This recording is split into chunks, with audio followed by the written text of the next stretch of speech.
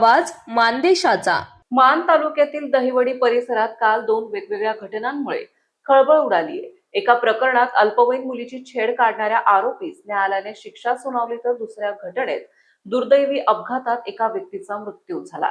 पहिल्या घटनेत राजवडी तालुका मान येथील अल्पवयीन मुलीचा पाठलाग करून तिचा मानसिक छळ करणाऱ्या आरोपी गोरख राजेंद्र जाधव वय वर्ष 22 याला वडूज येथील अतिरिक्त जिल्हा आणि सत्र न्यायालयाने दोषी ठरवलंय। पोक्सो कायद्याअंतर्गत गुन्हा सिद्ध झाल्यानंतर न्यायालयाने आरोपीस 1 वर्ष सक्त मजुरी आणि 5,000 रुपये दंड अशी शिक्षा सुनावली। या प्रकरणाचा तपास दहिवडी पोलीस ठाण्याचे एपीआय राजकुमार भुजबळ यांनी केला होता, तर सरकारी पक्षातर्फे वकील वैभव काटकर आणि रघुनाथ खोत यांनी प्रभावी बाजू मांडली।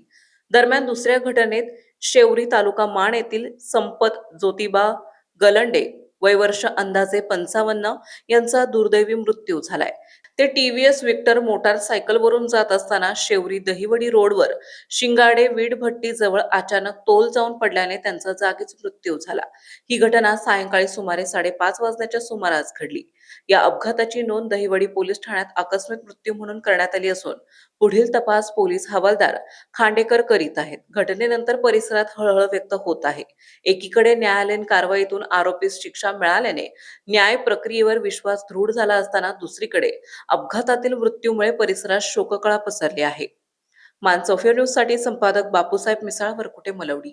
आपल्या जिल्ह्यातील तालुक्यातील लेटेस्ट बातम्या पाहण्यासाठी आजच मानसोफिया न्यूज चॅनलला YouTube वर सबस्क्राईब करा आणि बेल आयकॉन प्रेस करा।